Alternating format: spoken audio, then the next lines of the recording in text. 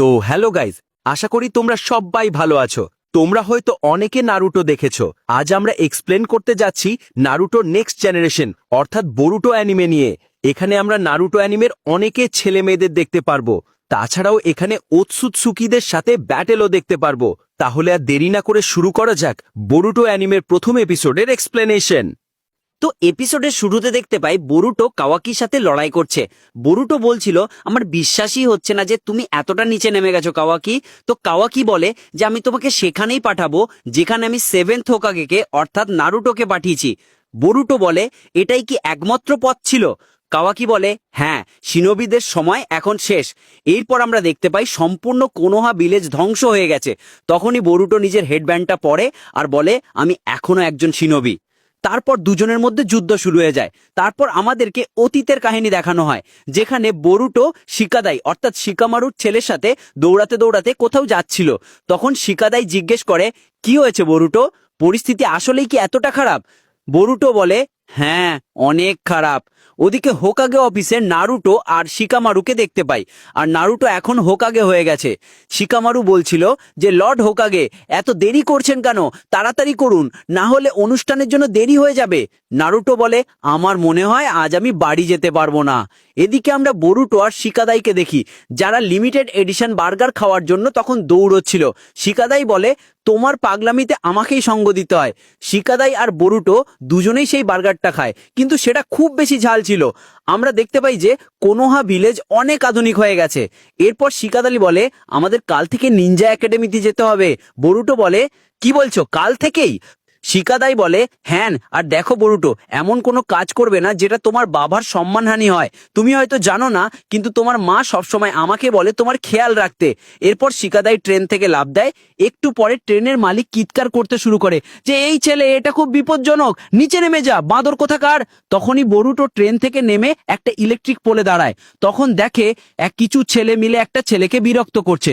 তখন বরুটো এসে একটা ছেলের মাথায় জুস ফেলে দেয় আর বলতে থাকে যে, দুঃখিত, দেখতে পাইনি।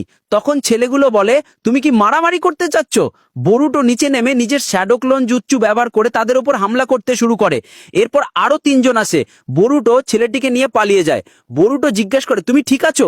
ছেলেটি বলে, না, এখন ওরা আরো বেশি করে আসবে। বরুতো বলে, তোমার মন চায় না তাদের শিক্ষা দিতে?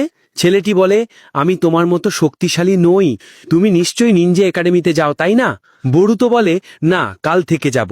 ছেলেটি বলে, আমারও তো কালকে থেকে শুরু। আমার বাবা বলেছে কোম্পানির দায়িত্ব নিতে হলে আমাকেও নিনজুৎসু শিখতে হবে। বরুতো বলে, আচ্ছা, কোন কোম্পানি? ছেলেটি বলে, কামিনারি মন কোম্পানি। বরুতো অবাক হয়ে বলে, এটা তো এলাকার সবচেয়ে বড় কোম্পানি। তখন বরুতো এক্সাইটেড হয়ে বলে, আমি কি নেক্সট গেমের জন্য প্রি অর্ডার করতে পারি? ছেলেটি বলে, হ্যাঁ, অবশ্যই। সে খুব বেশি খুশি হয়ে যায় আর জিজ্ঞেস করে যে, তুমি কেন নিনজুৎসু শিখতে চাও? সেই ছেলেটি জানায় যে তার বাবার মনে হয় যে নিনজুৎসু শিখলে তার ব্যবসায় খুব বেশি সুবিধা হবে। তাই বরুতো জিজ্ঞেস করে যে, তুমি কি সত্যি একজন নিনজা হতে চাও? ছেলেটি বলে, আমি আসলে নিনজা হতে চাই না, কিন্তু আমার বাবার কথা এড়িয়ে যাওয়াও তো ঠিক নয়। বরুতো বলে যে, এটা নিয়ে চিন্তা করো না, তোমার যেটা সঠিক মনে হয় সেটা করো। এমনিতেও আমার বাবা বকাবকি করতে আশেপাশে থাকেন না, কিন্তু মায়ের কাছ থেকে সবকিছু লুকোনো একটু কষ্টকর হয়ে যায়। তখন বরুটোর মনে পড়ে অনেক দেরি হয়ে গেছে। সে বলে, আমার মা রেগে গেলে অনেক ভয়ঙ্কর হয়ে যায়। সেই ছেলেটি বলে যে, এই তো তুমি বলছিলে যে তোমার কোনো সমস্যা নেই। বরুতো বলে, বাবার ব্যাপারটা আলাদা, এখানে মায়ের কথা, সে খুব বেশি ক্রেজি। বরুতো বলে যে, ডেঙ্কি, তুমি কখনো মাথা নিচু করবে না, ওদেরকে উচিত শিক্ষা অবশ্যই দিও। তারপর সে ঘর থেকে চলে যায়। ডেঙ্কি এরপর নিজের ক্যানগুলো ট্র্যাশে ফেলার চেষ্টা করে আর সে সেটা করেও ফেলে। বরুতোর কথা তার মনে খুব লেগেছিল। কিছুক্ষণ পর বরুতো নিজের বাড়ি যায়। হিনাটা বলছিল যে, আরে, তুমি তো ডিনারের জন্য তাড়াতাড়ি আসতে চেয়েছিলে। কিন্তু বরুতো শিকাদাইয়ের ওপর দোষ চাপিয়ে দেয় যে সেই দেরি করিয়েছে। তখনই পেছন থেকে হিমামারি আসে আর তার কাঁধে চড়ে বসে। কিছুক্ষণ পর হিনাটা তাদের দুজনকে খাবার দেয় আর বলে, আমার তো বিশ্বাসই হচ্ছে না কাল থেকে তোমরা একাডেমিতে জয়েন করবে। আর তোমার বাবা কিন্তু একাডেমিতে অনেক কুল ছিল। বরুতো বলে, এই কথা অনেক শুনেছি। হিনাটা বলে, আজকে ভেবেছি তোমাদের বাবা বাসায় আসবে, কিন্তু এলো না। বরুতো বলে, এটা কি নতুন কিছু? বরুতো বলে, তিনি তো শুধু আমাকে উপেক্ষা করেই এসেছেন, তার কোনো যায় আসে না। হিনাতা বলে, এমন চিন্তা করো না, এই ভিলেজটা নিরাপদ আছে তো, শুধু তোমার বাবা আর বাকি লোকেদের জন্যেই। বরুতো জানায় যে এই ভিলেজে তো কেন শত্রু নেই, তাহলে তিনি কাদের থেকে সবাইকে বাঁচাচ্ছেন। হিনাতা বলে যে দেখো বরুতো, শুধু নিনজাদের লড়াই করাই কাজ নয়, হোকাগের কাছে প্রচুর কাজ থাকে, তুমি এই সব কার একাডেমিতে গিয়ে শিখে যাবে। এরপর বোরোটো ঘুমাতে যায় আর তার বাবার ছবি দেখে বলে ফালতু একটা। এরপরে আমরা আগের ছেলেটিকে প্রতিবাদ করতে দেখতে পাই। তখন তার বাবা তাকে একটা থাপ্পড় দেয় আর তার বাবা বলে দেনকি, তোমাকে কোম্পানির দায়িত্ব নিতে হবে, তাছাড়া নিজেকে রক্ষা করতেও একাডেমিক ট্রেনিং লাগবে। এরপর দেনকি বোরুটোর কথা চিন্তা করে আর বলে তাহলে আমাকে শুধু প্রমাণ করতে হবে যে আমি শক্তিশালী, তাহলেই কি আমি যেটা খুশি সেটা করতে পারবো? তার বাবা বলে হ্যাঁ, যদি শক্তিশালী হও তবে। এরপর দেনকি চলে যাওয়ার সময় তার পিছন থেকে একটি ছায়া এসে তার শরীরে প্রবেশ করে। এরপর দেনকি বলে আমি সবাইকে প্রমাণ করে দেব আমিও শক্তিশালী। এর পরের দিন বোরোটোকে দৌড়াতে দেখা যায়, কারণ সে প্রথম দিন দেরি করে ফেলেছে। বোরোটো বলতে থাকে দেরি করে উঠে ট্রেন দিয়ে স্কুলে যাওয়ার দিন আজ থেকে শুরু। এরপর বোরোটো দেনকিকে দেখতে পায়, কিন্তু বোরোটো তার শরীর থেকে অদ্ভুত চাকরা বেরোতে দেখে। তোমরা আবার বোরোটোর এই চোখটাকে বিয়াকুগান মনে করো না, নামটা পরে জানতে পারবা। এরপর বোরোটো দেখে দেনকি হঠাৎ উধাও হয়ে গেছে। এর পরের সিনে আগের ছেলেগুলোকে দেখা যায়, তাদের দেনকি ডেকেছিল, তাই তারা অপেক্ষা করছে। তারপর তারা একটি খালি ট্রেনে প্রবেশ করার সাথে সাথে ট্রেনের দরজা বন্ধ হয়ে যায়। এরপর ভিতরে ঢুকে দেখা যায় দেনকি বলছে এটা আমাদের কোম্পানির নষ্ট ট্রেন। ছেলেগুলো বলে কি বলছো, আমরা তো শুধু তোমার সাথে মজা করছিলাম।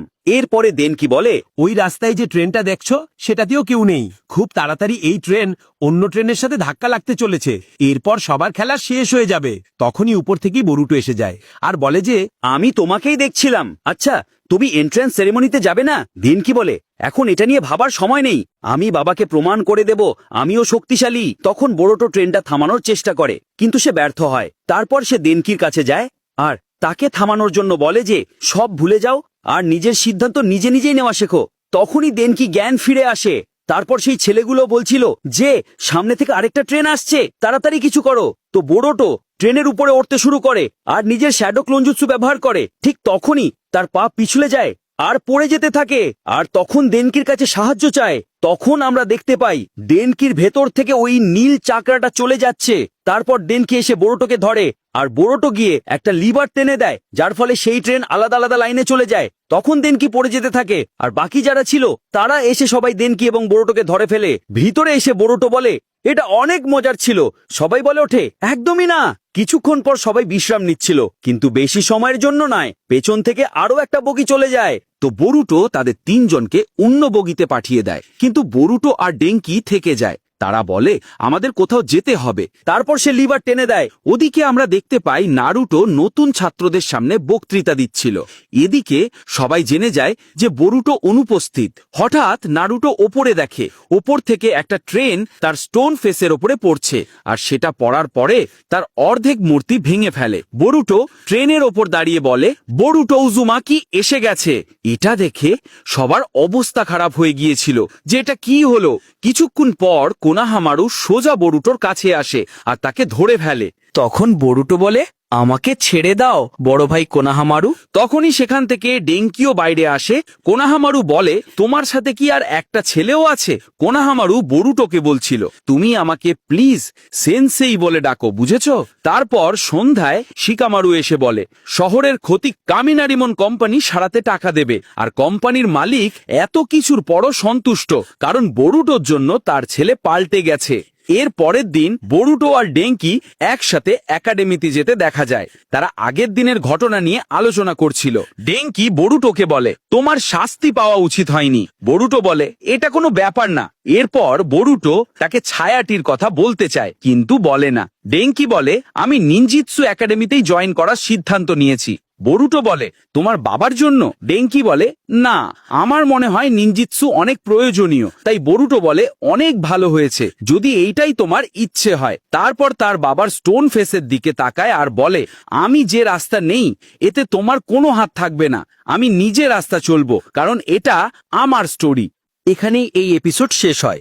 তো গাইস, তোমরা যদি আমাদের চ্যানেলে নতুন হও তবে আমাদের চ্যানেলটাকে সাবস্ক্রাইব করে বেল আইকন অবশ্যই অন করে রাখবে, নয়তো পরের এপিসোডগুলি আপলোড করলে খুঁজে পাবে না। আর যদি ভিডিওটি ভালো লাগে তাহলে ভিডিওটিতে লাইক করে দিবে। সবাই ভালো থাকো, দেখা হবে পরের ভিডিওতে।